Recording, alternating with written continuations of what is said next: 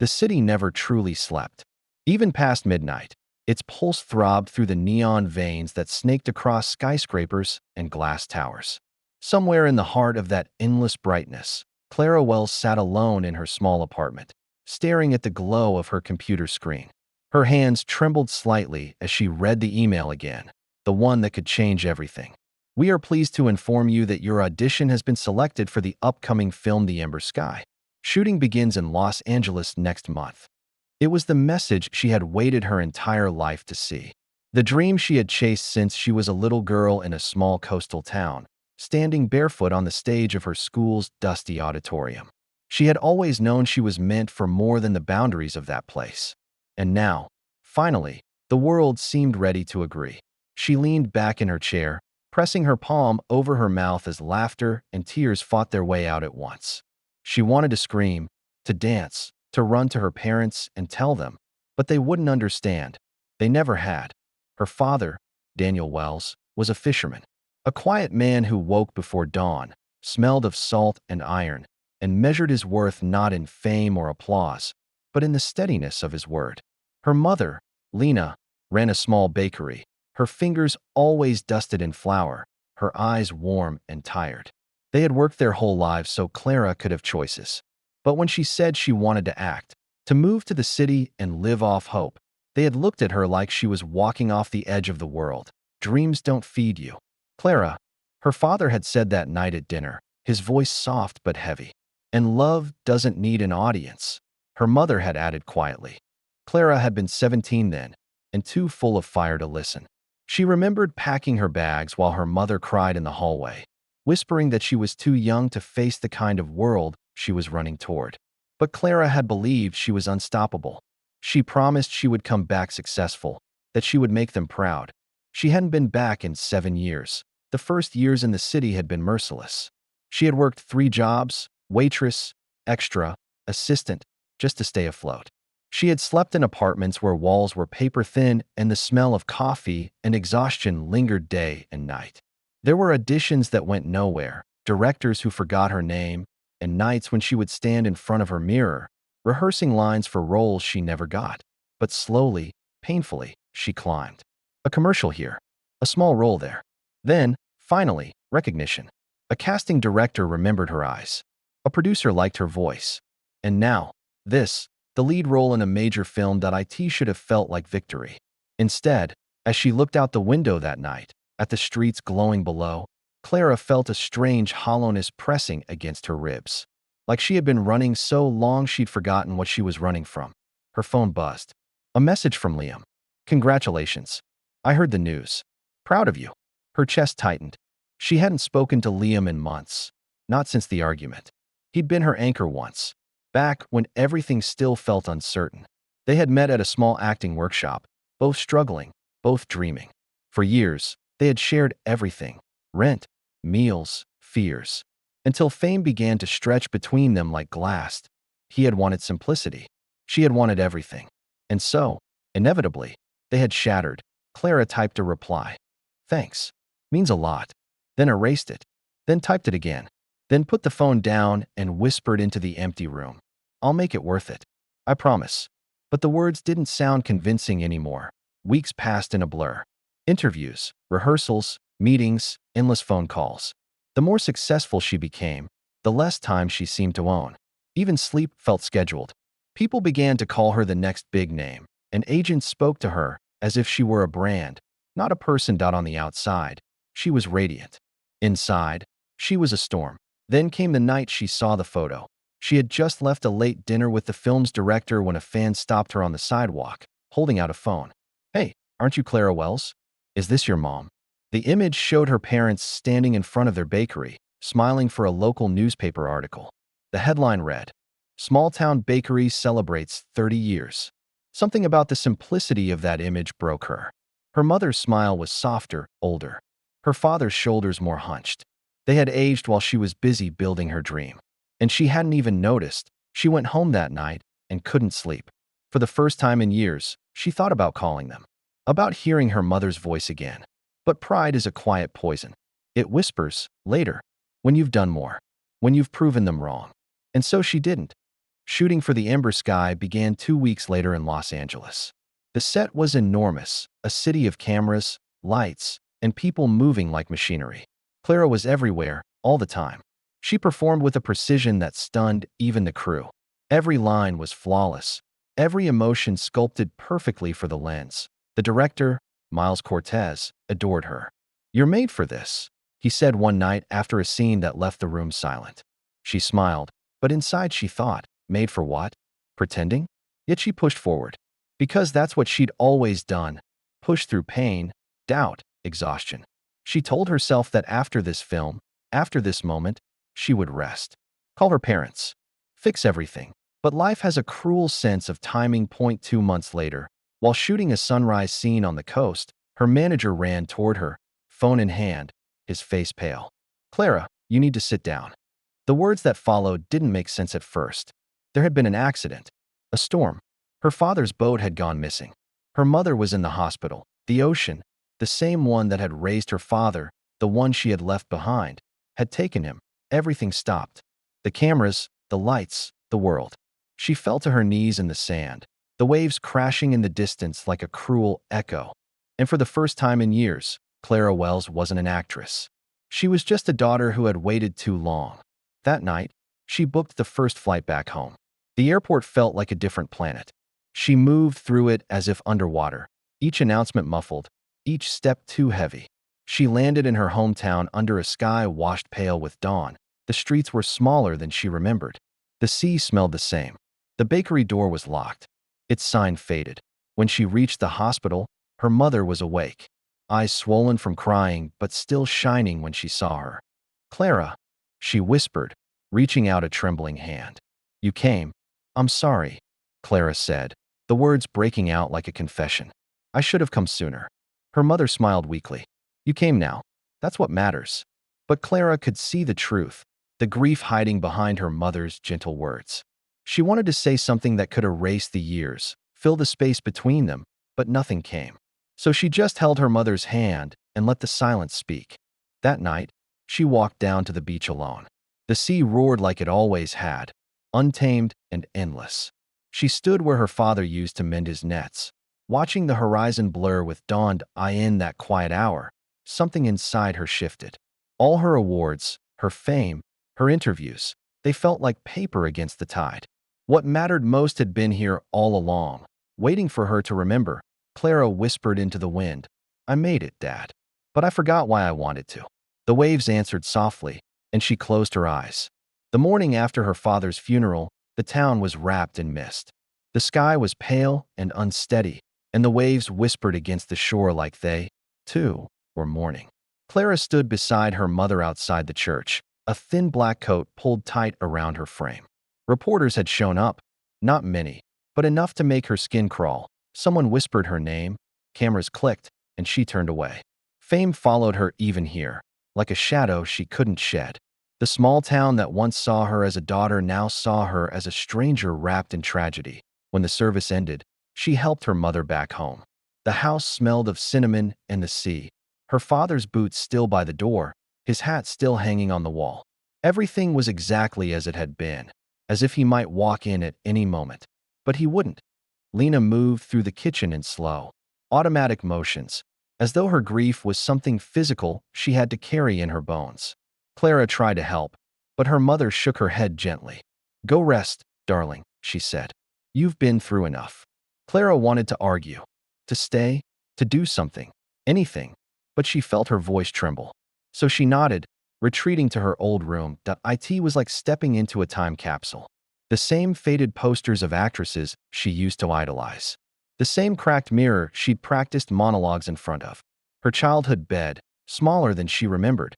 She sat down, running her hands over the quilt her mother had sewn years ago. For the first time since she left, the silence didn't feel like peace. It felt like punishment. Her phone buzzed again. Messages piled up, from her manager, from the director, from journalists wanting a quote. She turned it off. For the first time in her career, she didn't care who was waiting. Days passed slowly. Her mother reopened the bakery despite Clara's protests. "People still need bread," Lena said softly. "And I still need purpose."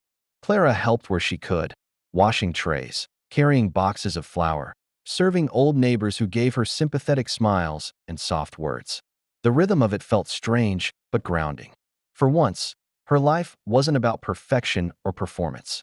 It was about simple things: warm bread, clean counters, the smell of sugar melting in the oven. In those quiet hours, she began to see her mother differently, not as a fragile figure from her memories, but as a woman who had built an entire world with her own hands.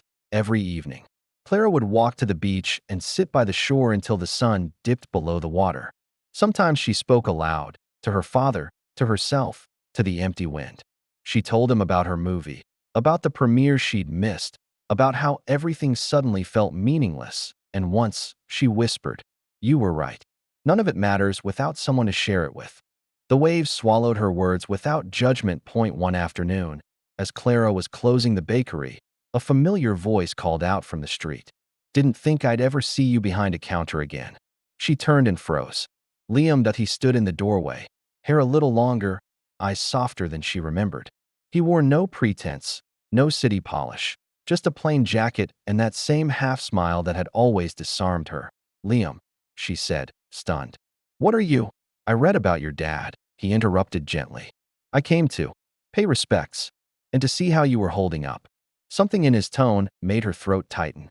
"I'm fine," she lied. He looked around the bakery, then back at her. "You don't look fine." She laughed once, dry and bitter. "You never did like my acting off-screen." Liam's expression softened. "I didn't come to fight, Clara. I just wanted to make sure you're okay." She hesitated, then gestured toward a chair. "Coffee." They sat together as the evening light slanted through the windows. For a while, neither spoke. The hum of the refrigerator filled the silence. Finally, Liam said quietly, "I saw your film, The Ember Sky. You were brilliant." "Thanks," she said, but the word felt empty. "You know," he continued, "there was a time when you didn't have to prove you were brilliant. You just were." Clara looked at him sharply. "What's that supposed to mean?" He sighed. "You used to act because it made you feel alive. Then somewhere along the line, it started to look like you were just trying to survive." His words hit her harder than she expected. "I built everything I have," she said quietly. "No one gave it to me." "I know," Liam replied, "and I'm proud of you for it. But I also remember the girl who used to dream about stories, not headlines." She couldn't look at him. The truth in his voice hurt too much. When he left that night, he paused at the door. "Don't lose yourself trying to be someone the world wants. The people who loved you before the world knew your name, they still do." Then he was gone, leaving her with more silence than before. That night, Clara dreamed of her father. He was standing by his boat, mending the nets, the sunrise glowing behind him. "Are you proud of me?" she asked. He smiled, that small, knowing smile of his. "Always. But the sea doesn't keep what it doesn't need, Clara. You have to find your way back to shore." When she woke, she was crying. Weeks turned into months. Slowly, she began to breathe again. The town, once suffocating, began to feel like a balm. The bakery flourished with her help. Tourists came not to see Clara Wells, the actress, but to taste Lena's bread and hear the warmth in her laughter. Her mother would sometimes hum old songs while kneading dough, and Clara would join in, their voices blending like they hadn't in years. It wasn't a perfect life, but it was a real one. Then one morning, her manager called again. This time, Clara answered. "Clara, thank God. The studio's been trying to reach you. They want you for the Ember Sky sequel. The lead, obviously. The contract's ready." She listened quietly. "This is huge," he went on. "It'll redefine your career. Filming starts in 2 months." Clara looked out the window at her mother laughing with a customer, the smell of fresh bread drifting through the air. For the first time, she didn't feel the rush of excitement. She felt peace. "I'll think about it," she said, then hung up before he could protest. That evening, she told her mother, "They want me back in LA." Lena smiled softly, though her eyes betrayed worry. "And what do you want?" Clara hesitated. "I don't know anymore." Her mother reached across the table, placing a flour-dusted hand over hers. "Then don't rush to decide. Life isn't a race, sweetheart. Sometimes it's okay to stay still." Clara nodded, her throat tight. For the first time in years, she allowed herself to just exist, not as an actress, not as a success story, but as a woman trying to rediscover her soul. One day, she went down to the beach with her mother. The sky stretched wide and endless above them, the water glittering with late sunlight. Lena spread out a small picnic and laughed when the wind tried to steal their napkins. "This was your father's favorite spot," she said. "He used to say the sea taught him patience, that it always gave back what it took, just not in the way you expect." Clara smiled faintly. "I think I understand that now." They sat in silence, listening to the tide. For the first time since the accident, the ocean didn't feel cruel. It felt like a memory breathing. That night, Clara opened her laptop. She didn't open her inbox or her social media. She opened a blank document and began to write, not a script, not a performance, but a letter to her father. She wrote about everything she had never said: the guilt, the loneliness, the strange beauty of finding herself in the ruins of her ambition. She told him that she was learning to live again, to love again, that she wasn't chasing the light anymore. She was learning to carry it. When she finished, she printed the letter, folded it neatly, and placed it in a small glass bottle. The next morning, she walked to the water's edge and let it go. The bottle drifted away slowly. Catching the first light of dawn, as it disappeared beyond the horizon. Clara felt something she hadn't felt in years: forgiveness. She didn't know what her next step would be. Maybe she would take the role. Maybe she wouldn't. Maybe she'd stay here longer, bake bread with her mother, walk along the beach until her thoughts quieted. But whatever she did, she knew this: she didn't need to prove anything anymore. Not to her parents, not to the world, not even to herself. The horizon stretched endlessly before her, silent, open, forgiving. And for the first time in her life, Clara wasn't afraid of not knowing where it led. Winter came slowly that year. The ocean grew quieter, its colors muted by gray skies, and the air carried that bittersweet scent of salt and frost. Clara had spent nearly 6 months in her hometown by then, helping at the bakery, walking on the beach, living a life so far removed from the glitter and chaos of Los Angeles that sometimes she wondered if it had all been a dream. She didn't miss the noise. She didn't miss the lights. What she missed were the people she had pushed away, the ones who had stood by her before the fame, before the cameras, before the masks. One afternoon, while she was stacking boxes in the back room of the bakery, her mother called her over. "You've got mail," she said, handing her a thick envelope. The handwriting was familiar. "Liam." She hesitated, her heart skipping. Slowly, she opened it. Inside was a letter, no return address, just his words. "Clara, I wasn't sure if I should write this, but I guess there are things left unsaid between us. You were right to chase your dreams. I never blamed you for leaving. I just wish you hadn't felt you had to do it alone. I'm working on a small independent film now. Nothing big, just something honest. It made me think of the kind of stories we used to talk about. Real ones. Maybe one day, we'll tell another one together. I hope you're finding peace. You deserve it. Liam." Clara sat in silence for a long time, her hands trembling slightly. The letter was simple, but it held something she hadn't felt in a long time. "Grace," her mother peeked in. "Good news." Clara nodded faintly. "Maybe the best kind." That night, she couldn't sleep. She lay in her childhood bed, the letter on her nightstand, and thought about all the choices that had brought her here. The mistakes, the losses, the lessons. And for the first time, she didn't wish to change any of them, because every wrong turn had led her back to what mattered: home, love, truth. The next morning, she went down to the bakery early, before sunrise. The smell of rising dough and sugar filled the air. Her mother was already there, humming softly as she kneaded. Clara joined her. For a while, they worked in silence, the rhythm of their movements almost meditative. Then her mother said, "You've been happier lately." Clara smiled faintly. "I think I've stopped fighting myself." Lena looked up. "That's the hardest battle of all." They shared a smile. A week later, Clara received another call, this time not from her manager, but from a small studio in New York. They were producing an independent film about grief and healing. And one of the producers had seen the ember sky. "It's not a blockbuster," the woman on the phone said, "but it's real. We think it might be perfect for you." Clara hesitated. "Can I read the script first?" "Of course," the woman replied. "We'll send it over." That night, Clara sat at the kitchen table with a cup of tea and read the script. It was quiet, intimate, almost painfully honest, about a woman who returns home after years away to care for her dying mother, only to rediscover who she really is. The words resonated so deeply that by the end, she was crying. It wasn't a story about fame or tragedy.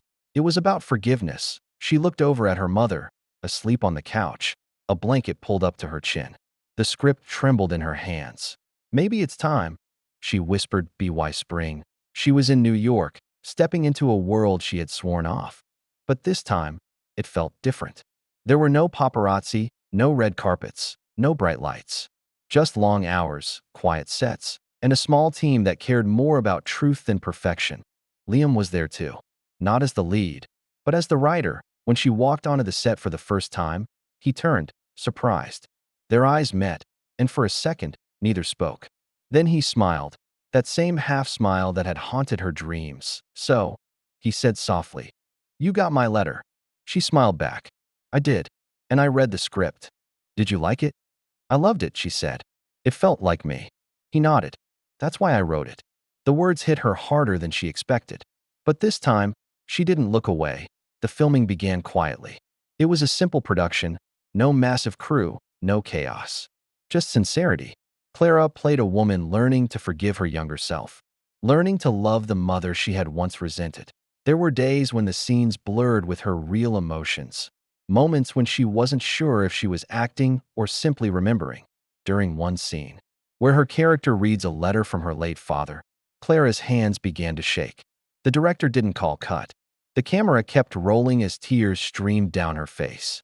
When it was over, the room was silent. That, the director whispered, wasn't acting. And it wasn't. When the film wrapped, there was no press frenzy, no flashing cameras. Just a quiet celebration in a dim cafe in the Lower East Side. Liam raised a glass of cheap champagne. "To the stories that heal us," he said. "To the people who teach us how to tell them."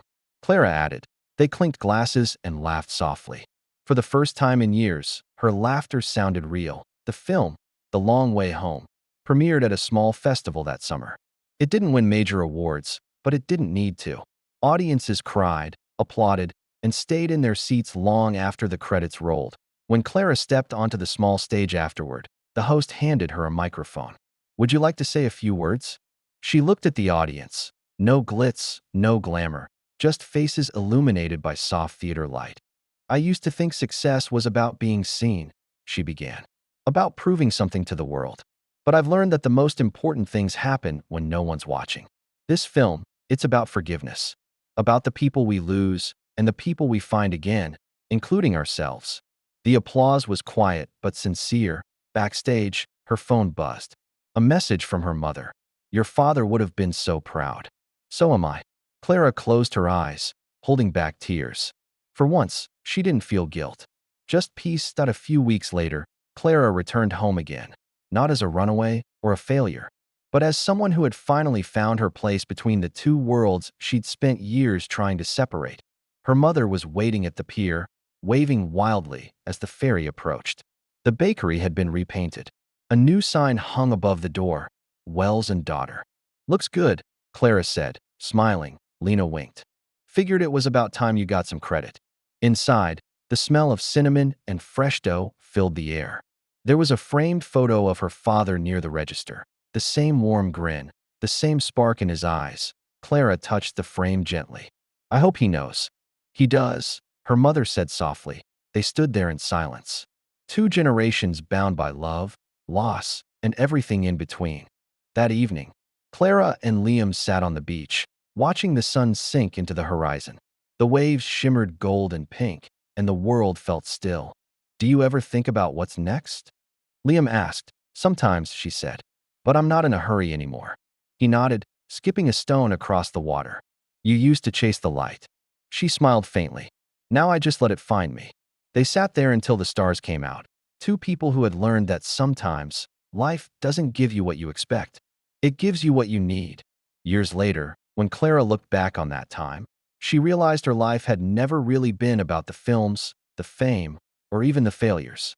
It had been about the people who had shaped her, the father who taught her integrity, the mother who showed her resilience, the friend who reminded her what love looked like when stripped of illusion.